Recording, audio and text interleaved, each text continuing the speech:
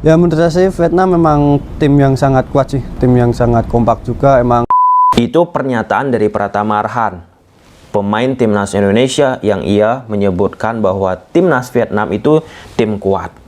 Ada sesuatu yang langka, abnormal terjadi di tubuh pemain timnas Indonesia, yaitu kepada Jordi Amat. Ini sebagai pelajaran yang sangat berharga, teman-teman. Apa itu? Ya, Jordi Amat menunjukkan kematangan dirinya lagi. Terlepas apapun nanti hasil yang ditunjukkan oleh Jordi Amat, kita bicara tentang mindset, pemikiran, teman-teman.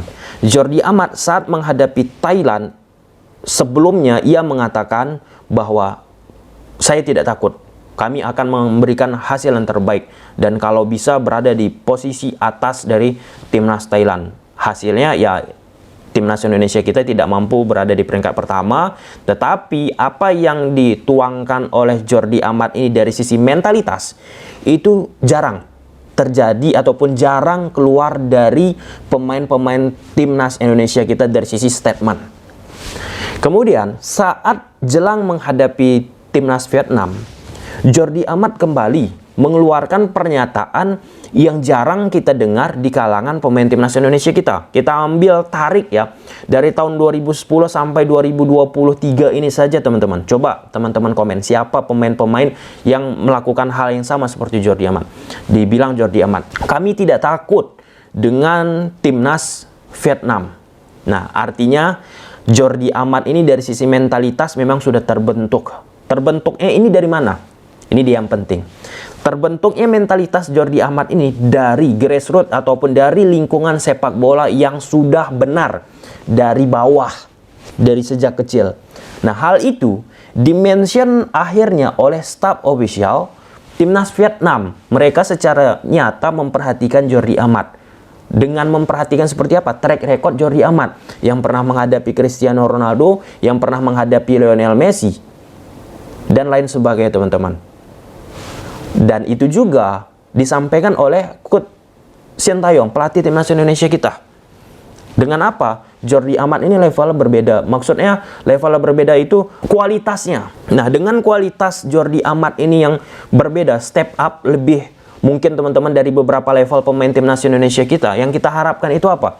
Iya, apa yang dilontarkan Jordi Amat ini bisa sebagai penyemangat pemain-pemain timnas Indonesia kita pun yang mungkin kita dengar sering, teman-teman, sebelum menghadapi tim-tim yang superior, yang hebat di atas kertas, teman-teman, kita itu udah takut. Nah, dengan mentalitas yang sudah terbentuk bahwa kami tidak takut menghadapi tim-tim yang lebih atas, teman-teman, harusnya di atas lapangan pemain pun akan menunjukkan sesuatu yang luar biasa.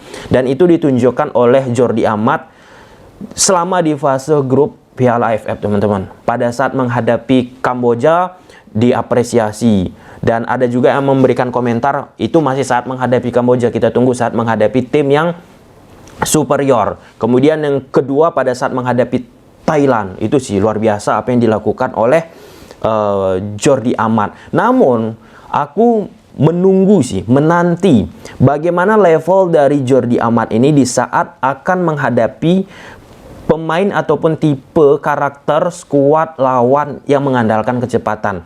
Secara defense, pada saat timnas Indonesia menghadapi Thailand, dari sisi kecepatan pun nggak begitu nggak begitu istimewa.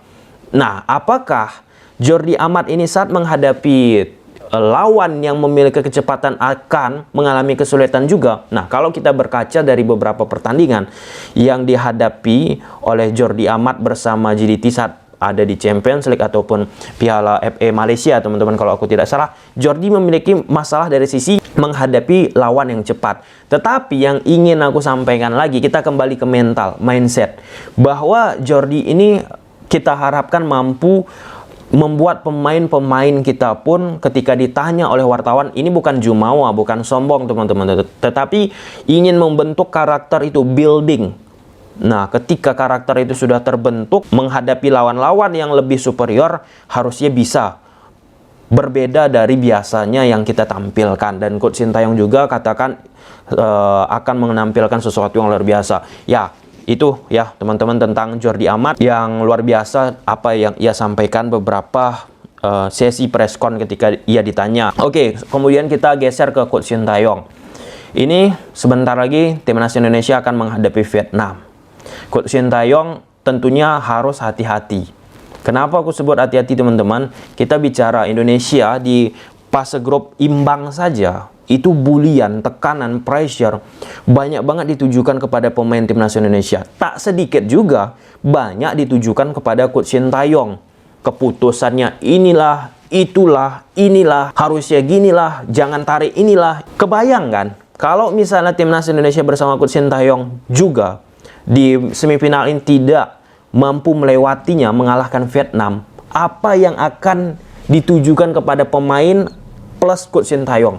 Apalagi PSSI bersama Ketum Iwan Bule teman-teman katakan hasil dari AFF ini walaupun bukan FIFA Matchday sudah sepakat akan dilakukan evaluasi bagaimana ke depannya Coach STY. Dan yang ketiga, sebentar lagi ini pemilihan ketua umum PSSI. Kalau kita bicara track record teman-teman, 10 tahun ke belakang aja dari tahun 2010 sampai tahun 2023 ini, kalau kita lihat ada orang baru di PSSI pasti akan membawa sesuatu yang baru. Ya, kita harapkan STY tetap bersama timnas Indonesia. Itu kan harapan kita, sama seperti kemarin itu berharap Luis Mia tetap di timnas Indonesia, tetapi ada sesuatu hal digantilah. Oke, itu terlalu jauh, kita tunggu aja bagaimana nanti siapa yang akan menjadi ketua umum PSSI. Tetapi kita pun harus berpikir lebih jauh juga. Kita pun nggak tahu apakah tetap Pak Iwan boleh menjadi ketua umum PSSI. Itu ya terserah nantilah kebijakan-kebijakan orang-orang yang memilih voters bagaimana. Tetapi kita harus memahami hal tersebut teman-teman. Dan otomatis harusnya Coach Sintayong juga, dan ada juga bertanya kenapa wajah Coach Sintayong muram nggak seperti beberapa waktu yang lalu. Pasti ada tekanan teman-teman, wajar itu pelatih, karena Sintayong juga katakan ingin juara, harapan dari supporter timnas Indonesia pun besar, dan itu ya pasti diperhatikan oleh Coach Sintayong juga. Dan semoga kita harapkan Sintayong juga bersama timnas Indonesia pelan-pelan terus ya meningkat performanya. Dan terakhir, aku baca di berbagai macam artikel, banyak orang-orang stakeholder mengingatkan supporter timnas Indonesia kita untuk menjaga sikap jangan seperti apa yang dilakukan seperti saat menghadapi Thailand. Busnya dilempar dan banyak kejadian-kejadian di belakang layar teman-teman. Dan puncaknya Presiden Republik Indonesia Pak Jokowi juga memberikan himbauan untuk tidak melakukan hal-hal yang merugikan timnas Indonesia, dan itu harus kita pahami teman-teman. Oke, kita mungkin menerima baik itu menang, baik itu imbang, baik itu kalah. Nah, di situasi yang kalah ini memang mungkin kita banyak yang tidak menerima, tetapi nyata teman-teman kita pun harus menerima dengan lapang dada bahwa kita harus tahu sepak bola kita dalam tahap berkembang dan levelnya udah di Asia. Harusnya dengan mudah sih ya timnas Indonesia kita mampu berbuat banyak di Piala AFF tahun ini teman-teman. Oke, mungkin sampai sini aja dulu teman-teman. Selamat menyaksikan pertandingan timnas Indonesia menghadapi Vietnam nanti. Bagaimana hasilnya, itu sudah menjadi hasil yang terbaik dan memberikan sesuatu yang membanggakan untuk timnas kita dan pecinta sepak bola Indonesia kita, apa yang dilakukan oleh pemain-pemain kita.